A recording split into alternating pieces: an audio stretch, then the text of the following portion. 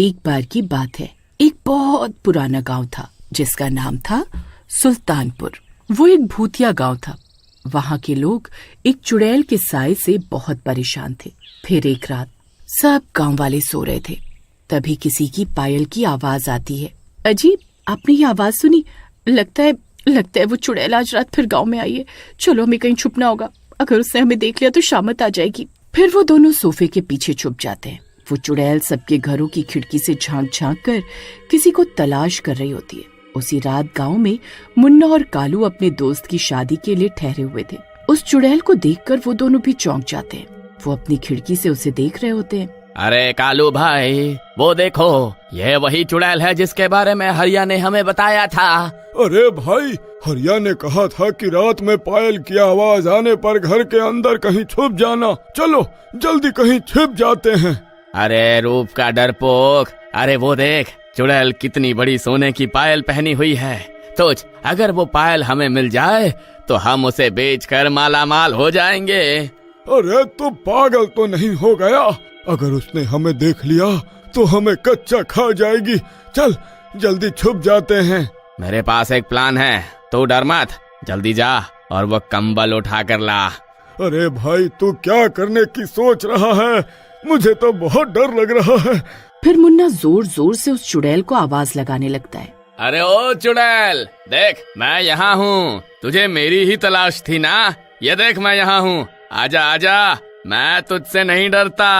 अरे मर गए रे। अरे कमबख्त मुन्ना, ये क्या कर रहा है?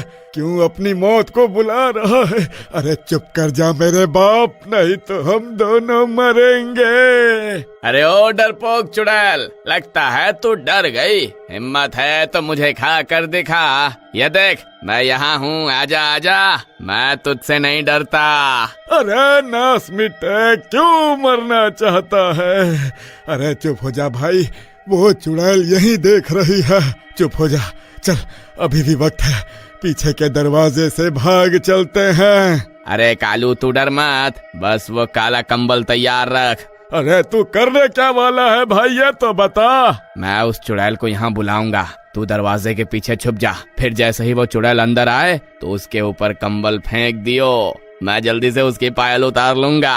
आज तो हम दोनों पक्का मरेंगे। फिर मुन्ना जोर जोर से आवाज लगाकर चुड़ैल को अपने घर की ओर बुलाता है। चुड़ैल भी मुन्ना को देख लेती है और दौड़ती हुई उसकी तरफ आती है। मुन्ना दरवाजे के सामने खड़ा हो जाता है। फिर चुड़ैल दरवाजा पीटने लगती है। खोल, दरवाजा खोल, देख तेरी मौत तेरे सामने खड़ी है। आज तेरा खून पीकर अपनी प्यास बुझाऊंगी। अरे मुन्ना भाई, अभी भी मौका है, चल पीछे के रास्ते से भाग चलते हैं। अब हम पीछे नहीं हट सकते, तू जल्दी से दरवाजा खोल दे, अभी खोल दरवाजा। फिर कालू दरवाजा खोल देता है। दरवाजा खुलते ही चुड़ैल मुन्ना के सामने आकर खड़ी हो जाती है। कालू जल्दी से कंबल फेंक। कालू चुड़ैल को देखकर सुन्न हो जाता है। डर के मारे उसकी हालत खराब हो जाती है, उससे हिला भी नहीं जाता। अरे कमबख्त क्या कर रहा है? अरे अपने साथ साथ मुझे भी मरवाना चाहता है क्या? अरे जल्दी से चुड़ैल के ऊपर कंबल फेंक। फिर कालू हिम्मत जुटाकर चुड़ैल के ऊपर कंबल डाल देता है। कंबल डलते ही चुड़ैल को कुछ दिखाई नहीं देता। वो छटपटाती रहती है, लेकिन कालू उसे पकड़ लेता है। तभी कालू मुन्ना नीचे झुकता है और चुड़ैल की दोनों पायल उतार लेता है। चलो कालू भाई, हमारा काम तो हो गया, इस दरवाजे को बाहर से धक्का दे दो। और दरवाजा बंद कर देते हैं और पीछे के रास्ते से भाग जाते हैं।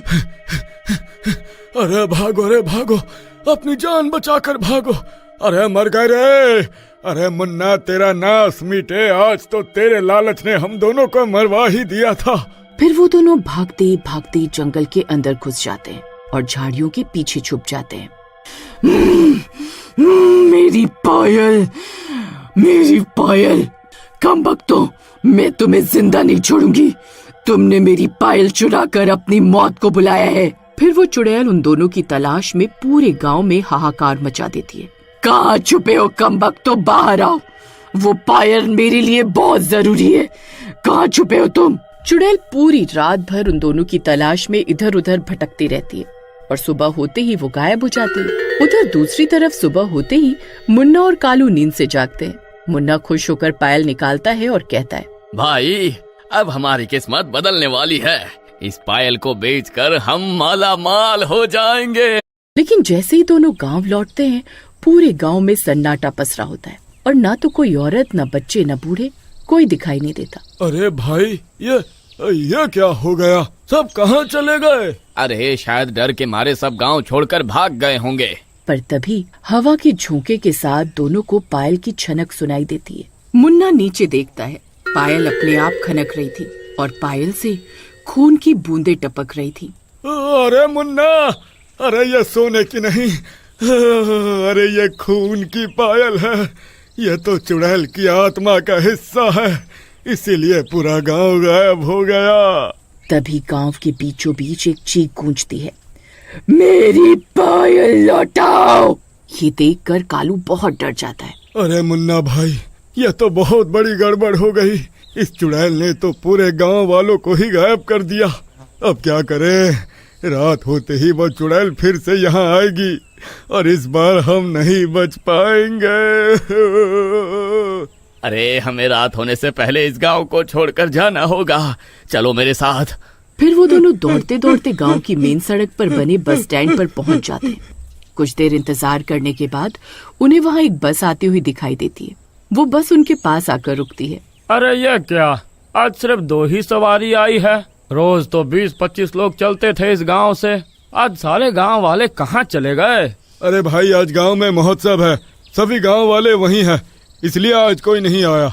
फिर वो बस उन दोनों को लेकर वहाँ से शहर की ओर चली जाती है। शुक्र है भगवान का, इस भूतिया गांव से पीछा छूटा। आज तो बाल बाल बच गए। बस थोड़ी देर और, कुछ ही देर में शहर आ जाएगा। फिर वहाँ पहुँचते ही सबसे पहले ज्वेलरी शॉप ढूंढकर इस पायल को बेच देंगे और फिर हम माला माल हो जाएंगे। हाँ, और फिर हमें कभी नौकरी करने की जरूरत भी नहीं पड़ेगी, पैसा ही पैसा होगा। फिर थोड़ी देर में उनका शहर आ जाता है। फिर शहर पहुंचते ही वो दोनों एक ज्वेलरी शॉप पर उस पायल को बेचने के लिए जाते हैं। भाई साहब, हम इस पायल को बेचना चाहते हैं, हमें इसका क्या दाम मिलेगा? अरे वाह, इतनी सुंदर पायल, ठीक है, मैं इसे खरीद लूंगा। मैं इसे एक बार परख लेता हूँ, आखिर सोने की है भी या नहीं। तभी ज्वेलरी शॉप में पायल अचानक खून से भीग जाती है। चारों तरफ अंधेरा छा जाता है। अरे ये कैसी पायल है, इसे यहाँ से ले जाओ वरना मेरी दुकान बर्बाद हो जाएगी। मुन्ना और कालू दोनों डर जाते हैं। तभी अचानक हवा का तेज झोंका आता है और चुड़ैल की आवाज गूंजती है, मेरी पायल लौटा दो वरना खून की नदियाँ बहेंगी। भाई, अब हमें समझ आ गया, ये पायल किसी और की अमानत है। लालच ने हमें मौत के मुंह तक पहुंचा दिया।